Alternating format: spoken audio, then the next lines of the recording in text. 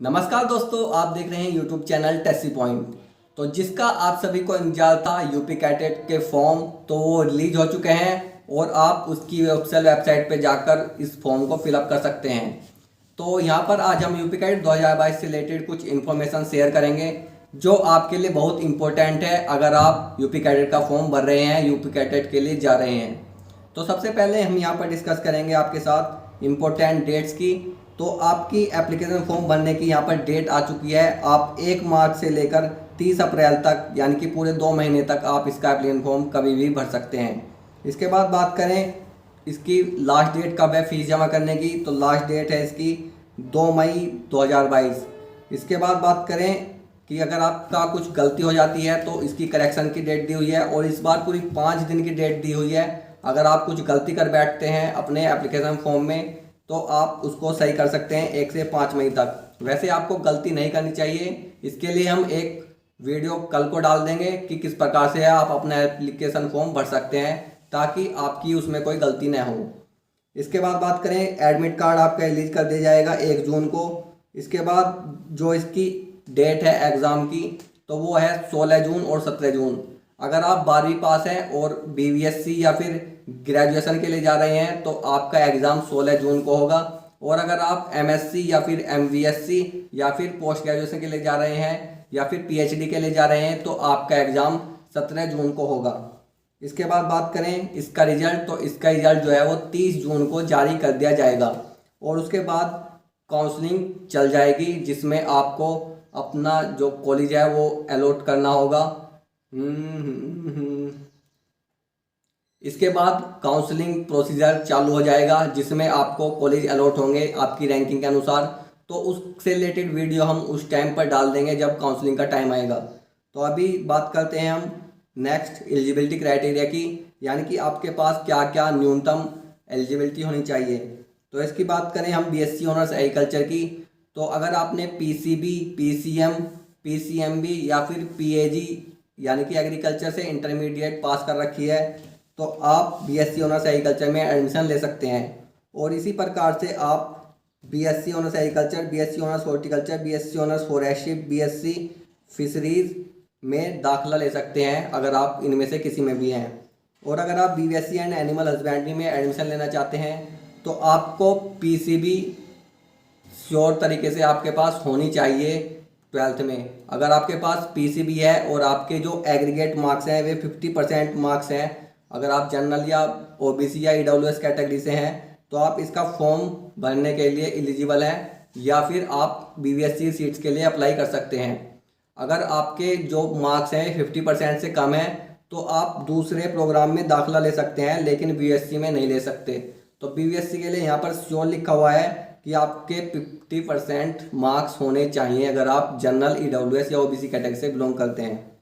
इसके बाद अगर बात करें हम एससी एसटी की तो 47.5% उनके टोटल मार्क्स होने चाहिए 12th क्लास में, तभी वे बीवीएससी में एडमिशन ले पाएंगे। और एक बात और मैं क्लियर कर दूं यहाँ पर कि यूपी कैटेट का फॉर्म एक ही होता है, ये अलग अलग कोर्स के लिए अलग अलग नहीं होता।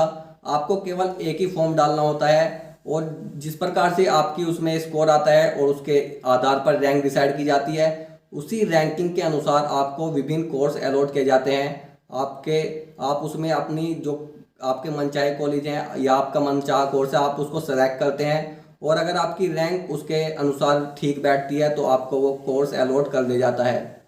इसके बाद बात करें हम बीएससी ऑनर्स कम्युनिटी साइंस की, तो आप यहाँ पर पढ़ सकते हैं कि क्या एजुकेशन क्वालिफिकेशन होनी चाहिए। इसमें भी अगर आपने आर्ट से, होम साइंस से, PCB, PCM, PCMB, agriculture science से अपनी 12th पास की है तो आप बीएससी ऑनर्स कम्युनिटी साइंस में एडमिशन ले सकते हैं और ये केवल गर्ल्स के लिए होता है। इसके बाद बीटेक, बायोटेक में भी सभी एलिजिबल हैं अगर आप साइंस बैकग्राउंड से हो, चाहे एग्रीकल्चर के हो, पीसीबी हो, पीसीएमबी हो या पीसीएम हो। इसके बाद बीटेक एग्रीकल्चर इंजीनियरिंग के लिए आपके पास मैथ सब्जेक्ट होना जरूरी है जो कि केवल एग्रीकल्चर साइंस, पीसीएम और पीसीएमबी वाले स्टूडेंट्स पर ही होता है। इसके बाद बात करें बीटेक डे टेक्नोलॉजी की, तो इसमें भी सभी एलिजिबल हैं और बीटेक फूड टेक्नोलॉजी, इसमें जो सभी ग्रुप के स्टूडेंट्स हैं वे एलिजिबल हैं। इसके बाद बात करें हम एज लिमिट की, तो अगर आप 31 दिसंबर 2022 तक 17 साल के हो जाते हो तो आप इस फॉर्म को फिलअप करने के लिए एलिजिबल हो। और अधिकतम वर्ष आपकी 25 वर्ष से ज़्यादा नहीं होनी चाहिए।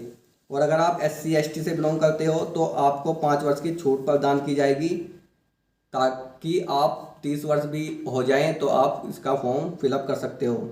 इसके बाद बात करें इसका एग्ज़ाम पैटर्न, तो एग्ज़ाम पैटर्न में PCB, PCM, PAG, PHS सभी में एक GK का सेक्शन आएगा जिसमें 20 क्वेश्चन पूछे जाएंगे।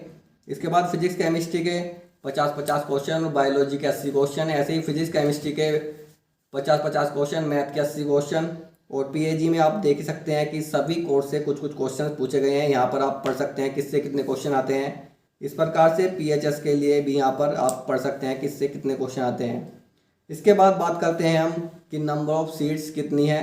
तो यहाँ पर नंबर ऑफ़ सीट्स की बात करें तो टोटल सीट्स अगर मैं बताऊँ, अगर आप 12th पास हो और यूपी कैडेट का फॉर्म भर रहे हो तो आप टोटल 1710 सीट्स पर दाखिला ले सकते हो। टोटल 1710 सीट्स पर आपको दाखिला मिलेगा, जिसमें से BVSC अगर मैं बात करूं तो BVSC में टोटल जो सीट्स हैं वो 136 हैं। यानी कि आप भी अगर वेटरनरी में जाना चाहते हो और आपके पास PCB है तो आप 136 सीट्स के लिए compete करेंगे। इसके बाद बात करूं मैं टोटल PG सीट्स की, तो टोटल PG सीट्स यहाँ पर आप देख सकते हैं, ये यहाँ पर सभी कोर्स दिए हुए हैं इधर, और यहाँ पर ये सभी कॉलेज दिए हुए हैं। और यहाँ पर टोटल सीट्स जो है वे 812 हैं। अगर आपने UG कर ली है अपनी BSc एग्रीकल्चर या फिर BSc एग्रीकल्चर एलाइड किसी भी कोर्स से, हॉर्टिकल्चर या फिर आपने फिशरीज से कर रखी है, तो आप इस प्रकार से इनमें विभिन्न प्रकार के कोर्स दिए हुए हैं, उनकी एलिजिबिलिटी अलग अलग है, उनमें अप्लाई कर सकते हैं। तो यहाँ पर मैं ये बताना चाहता हूँ कि जो ये यहाँ पर ये कोर्स हैं और ये यहाँ पर ये कॉलेज हैं और इनमें फ्री, पेड, NRI और टोटल सीट्स दी हुई हैं। तो आप अपने हिसाब से अपना टारगेट बना सकते हैं कि आपको किस कॉलेज में सीट्स अपनी लेनी है और उसके अनुसार आपको मेहनत करनी होगी और एक अच्छी तरीके से अपना टाइम टेबल बना के, क्योंकि आपके पास जून तक के आपको 4 महीने हैं कम से कम, तो 4 महीने आपके पास हैं। 4 महीने में अगर आप अच्छे से मेहनत करते हो तो आपकी रैंक बहुत श्योरली बिल्कुल अच्छी ही आएगी। इसके बाद बात करें हम फीस स्ट्रक्चर की, तो बहुत से स्टूडेंट्स कमेंट करते हैं कि फ़ीस कितनी रहती है। तो यहाँ पर हम फीस बताने वाले हैं। तो BSc honours agriculture, community science, horticulture, BTech, biotech, BFSC forestry, तो इन सभी की फ़ीस, ये जो फीस ऊपर लिखी हुई है ये तो 1 टाइम ही जमा होती है एडमिशन के टाइम पे। इसके बाद ये ऊपरली फ़ीस जमा नहीं होती। इसके बाद ये जो फ़ीस है ये हर सेमेस्टर आपसे ली जाएगी। इस वाले जो कॉलम है इसमें, इस वाली रो में जितनी भी फीस हैं ये सारी ली जाती हैं। अगर आप BSc ऑनर्स इनमें से कर रहे हो कोई भी सब्जेक्ट से तो आपको ये फ़ीस देनी होगी। अगर आप एडमिशन ले रहे हैं तो 6,000, 20,500 और 6,000, यानी कि आपको 32,500 देने होंगे। और उसके बाद हर सेमेस्टर से आपको 20,500 और 5,000 यहाँ से जोड़िए तो 25,500 आपको हर सेमेस्टर देने होंगे। इसके बाद BSc एंड एनिमल हस्बेंड्री के लिए आपको यहाँ से शुरू में 8,000 देने हैं, उसके बाद 71,650 ये तो हर सेमेस्टर में देने ही हैं, और 10,000 यहाँ से देने हैं, यानी कि 81,650 देने हैं। और इस प्रकार से आप अपने आप भी कैलकुलेट कर सकते हैं कि किस कोर्स की कितनी फ़ीस है।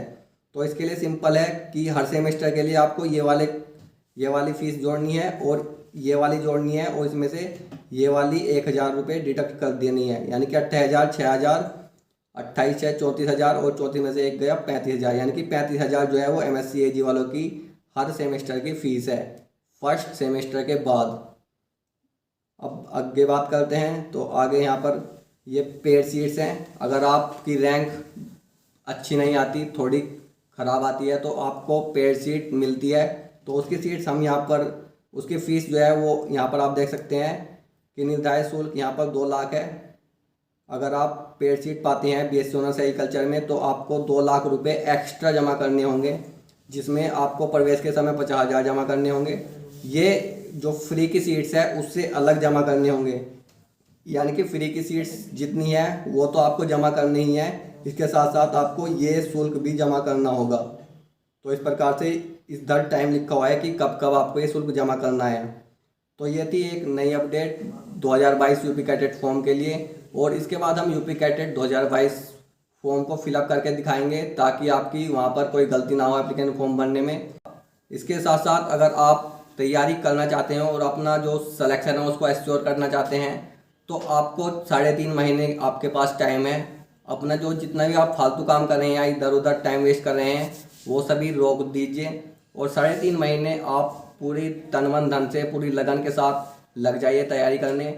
और हमने भी काफ़ी कंटेंट डाला हुआ है पिछले वर्षों में यूपी कैडेट से रिलेटेड, तो आप हमारे वे प्रैक्टिस सेट जाकर देख सकते हैं प्लेलिस्ट में। और इसी के साथ साथ हमारी एक बुक भी है कंप्लीट एग्रीकल्चर इन 30 डेज, जिसमें हम आपको कंप्लीट एग्रीकल्चर का कोर्स 30 दिन में प्रोवाइड कर रहे हैं और उसमें डे बेसिस पर आपको कंटेंट प्रोवाइड किया जाता है जिसको आप परचेज भी कर सकते हैं और आप उसका शुरू में फ्री वर्जन भी देख सकते हैं। वो भी आपको डिस्क्रिप्शन बॉक्स में उसका लिंक मिल जाएगा जहाँ से आप उसको फ्री में सैंपल देख करके खरीद सकते हैं और पढ़ सकते हैं। तो इसी आशा के साथ कि आपका सिलेक्शन इसमें यूपी कैडेट में अच्छा हो और आपकी रैंक बेटर आए और आपको अपना मनचाहा कॉलेज मनचाहे कोर्स के साथ मिल सके, इसी के आशा के साथ मैं अपनी वाणी को इनाम देता हूँ। तो मिलते हैं नेक्स्ट वीडियो में, तब तक के लिए धन्यवाद। जय हिंद।